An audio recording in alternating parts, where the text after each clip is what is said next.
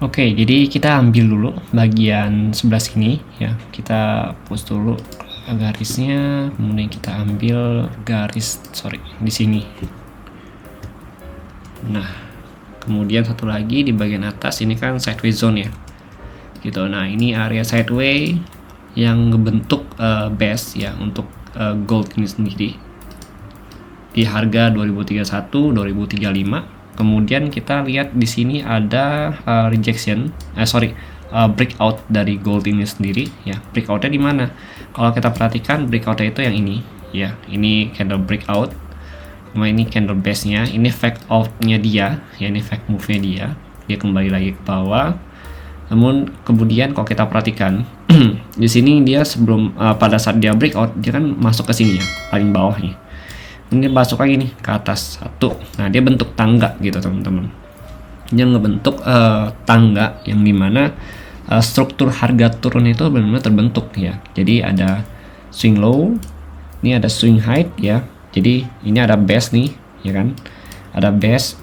Kemudian ini baru dia masuk ke dalam demand zone yang kita buat ya di sini gitu. Ini demand zone ya gitu.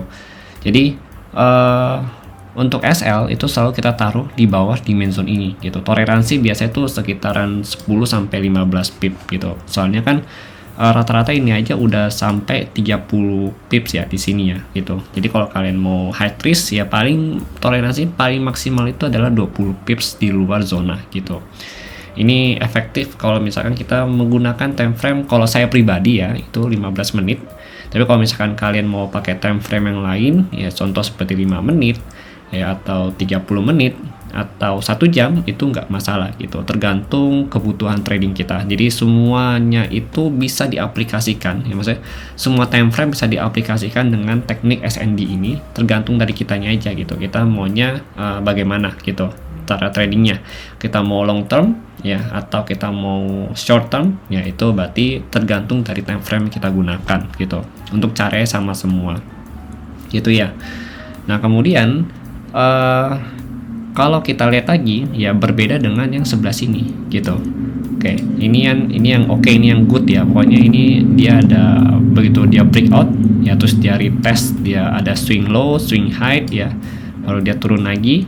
Nah kemudian kalau yang ini, yang satu lagi ya, ini kalau kita perhatikan ini juga ada apa ya, base juga ya. Kalau kita lihat di sini nih, ini ada base juga nih tuh, di sini base nya dia. Nah ini pada saat dia breakout dari base ini ya, ini dia nggak retest sebenarnya gitu, dia nggak retest, dia langsung turun ya, dimana area ini tuh bener-bener dipengaruhin. Jadi kalau kita ingat di sini nih tanggal 8 Desember ya, di hari Jumat ini ada news ya, apalagi di jam 20.30. Nah ini dipengaruhi oleh news teman-teman. Jadi seperti saya katakan di awal ya, kalau misalkan pada saat news maka lebih baik kita tidak menggunakan cara ini, karena sentimen market lah yang menguasai pasar itu sendiri gitu, bukan technical analysis gitu teman-teman. Jadi kita mau pakai demand atau supply, mau yang fresh pun ya sometimes masih bisa di break sama dia gitu. Apalagi ini yang sudah bahasa itu udah 1 kali, 2 kali, nah ini yang ketiga dia retest ya teman-teman. Itu lebih apa ya, lebih cepat lagi untuk di break sama harganya sendiri gitu.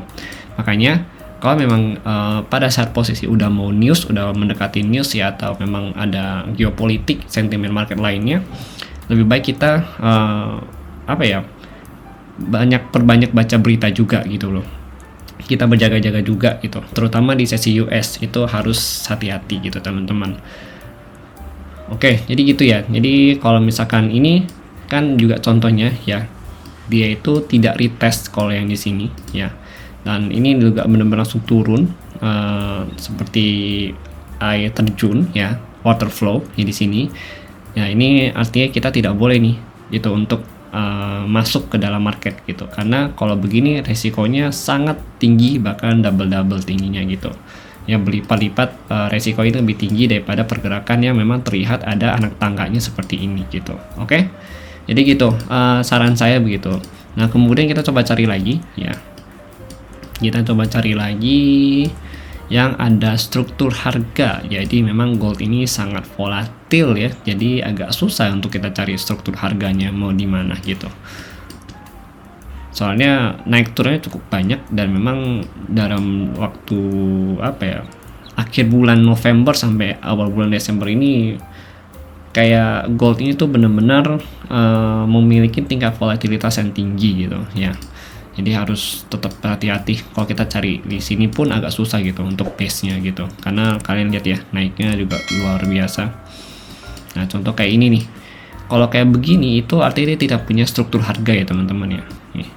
Ini dia nggak punya struktur harga, dia cuma punya satu harga naik strike push ke atas gitu. Nah, ini kalau begini much better kita jangan entry dulu, jangan dilawan gitu. Soalnya kita nggak tahu nih dia akan naik sampai kapan gitu. Nah, contoh juga seperti yang ini. Nah, seperti ini, yang pagi ya, Senin pagi. Ini juga dia nggak punya struktur harga ya, jadi straight push juga nih dari bawah sampai atas ya. Nah, kalau begini kita jangan lawan juga gitu loh. Even kita merasa ini udah paling tinggi, ternyata dia akan dinaikin sampai kurang lebih ke 2150 ya kalau di broker yang si FX IDC ini gitu. Ya memang beberapa broker ada yang sampai 2158, ada yang sampai 2146 ya, tergantung dari brokernya gitu. Nah ini kalau posisi harga begini itu tidak punya bahasa yang tadi saya bilang tuh nggak punya struktur harga, dan memang itu tidak bisa ditradingkan gitu. Jadi jangan dilawan, kita tunggu dia sampai benar-benar terbentuk struktur harga baru kita bisa lihat nih, oh ini pergerakan marketnya mau turun atau mau naik gitu ya teman-teman. Oke, kemudian lanjut lagi ya. Kita mau cari contoh lain lagi nih supaya kalian makin paham ya. Oke, kita mau lihat dulu. Nah, ini sideway ya, sideway zone seperti ini juga sebenarnya ya.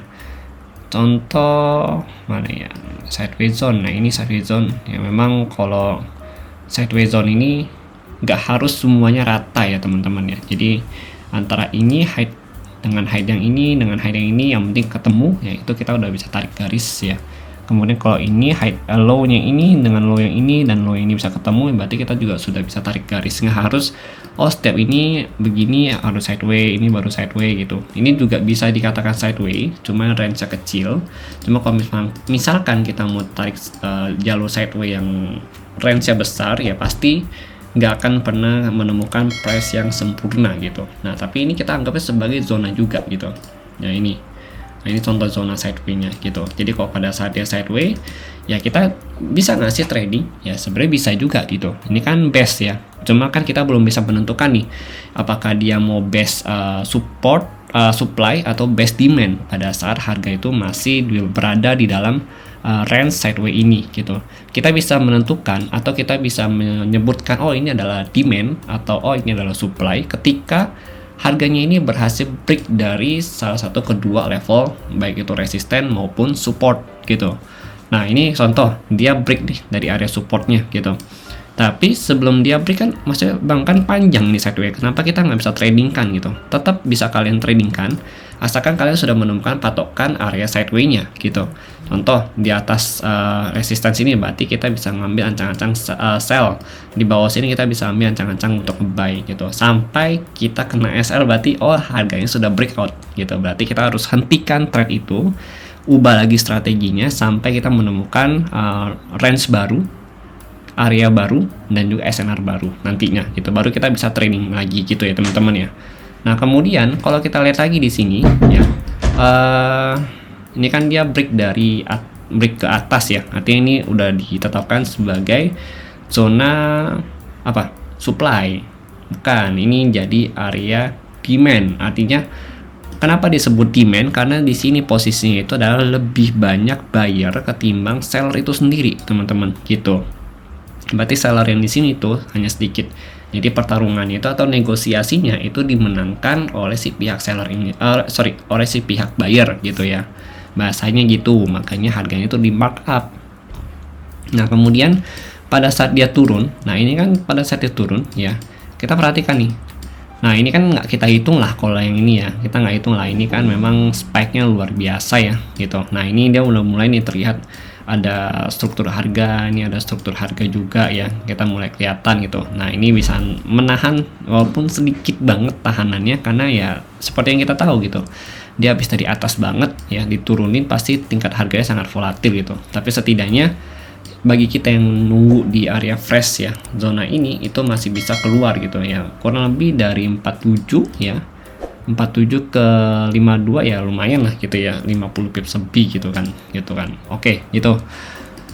Oke, jadi itu untuk melihat ya. Jadi sebelum kalian entry, kalian harus lihat dulu nih struktur harganya bagaimana gitu ya teman-teman.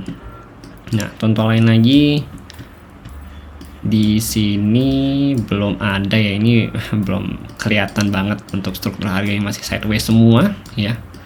Ya, satu contoh lagi ya. Di sini biar kalian paham. Oke, di sini kalau kita perhatikan sini ada base nih. Ya, ada sideways zone ya. Kemudian ini kita bisa jadiin base ya.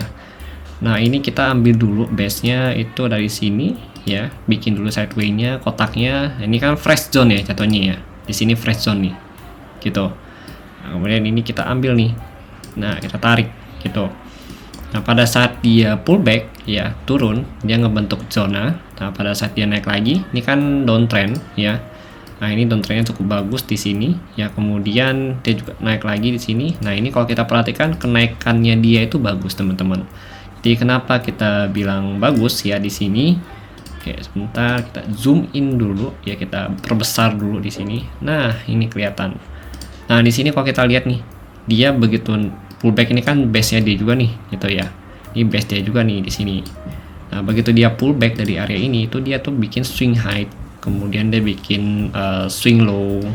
Kemudian dia bikin lagi di sini ada swing high kecil, swing low kecil, swing high kecil, swing low kecil gitu. Nah, inilah yang buat dia tuh sebenarnya bagus gitu untuk areanya. Nah, beda halnya ini artinya dia punya struktur harga ya gitu. Nah, beda halnya pada saat dia turun seperti ini nih. Nah, ini jangan gitu, atau pada saat dia naik itu seperti ini. Nah, ini jangan gitu. Artinya kalau misalkan candle naik itu panjang-panjang seperti ini dan memang tidak membentuk suatu struktur harga, itu lebih baik kita jauh-jauh dulu dari market gitu. Kalau misalkan candle pendek-pendek seperti yang ini ya kan, terus dia juga naiknya juga even itu panjang juga, yang penting dia ada struktur harganya naik begini, nah itu boleh kita pertimbangkan untuk masuk ke dalam market gitu ya teman-teman ya.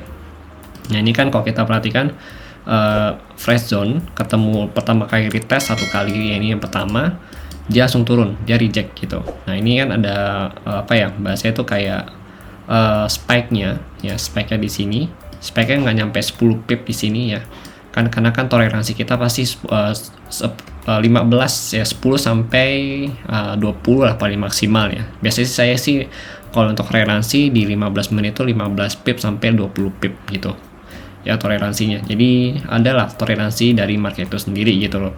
Nah, biasanya kalau untuk toleransi itu tidak digunakan untuk layering gitu ya, tapi untuk tahan posisi gitu. Tapi kalau misalkan kalian mau gunakan itu untuk layering, maka kita bisa melakukan layering selama di dalam zona ini sendiri gitu. Oke ya, berat. Jadi kalau udah keluar zona, kita nggak boleh layer lagi gitu, kita harus tahan gitu loh. Itu salah satu cara untuk membatasin resiko yang ada ketika kita trading dengan menggunakan SND ini sendiri atau supply and demand ini sendiri gitu teman-teman. Oke, jadi mungkin sekian dari saya untuk contohnya dan juga penjelasan cara menggunakan SND ini sendiri ya. Karena di current price juga saat ini belum ada yang bisa kita pantau ya untuk SND-nya. Kebetulan juga masih sideways di sini ya. Jadi mungkin kita akan pantau nanti di next video ya, sambil apa ya bahasanya itu kita bikin video satu lagi yang memang khusus untuk melihat price action menggunakan SND ini sendiri gitu. Nanti saya juga mau bikin lagi penjelasan penggabungan SND atau supply demand ini ya dengan pattern candlestick atau candlestick pattern gitu ya. Misalkan contoh kayak bullish engulfing, bearish engulfing ya, itu juga bisa kita gunakan ya dengan dikombinasikan dengan supply dan demand ini sendiri gitu teman-teman. Oke, jadi mungkin sekian dari saya. Kalau maksud ada dari kalian yang belum paham ya atau yang belum mengerti, boleh kalian ulangin kembali videonya ya. Dan kalau masih belum paham juga, silahkan kalian tanyakan di kolom komentar. Oke, terima kasih dan sampai jumpa pada video selanjutnya. Semangat untuk kalian yang baru belajar dan juga terjun ke dunia forex ini ya.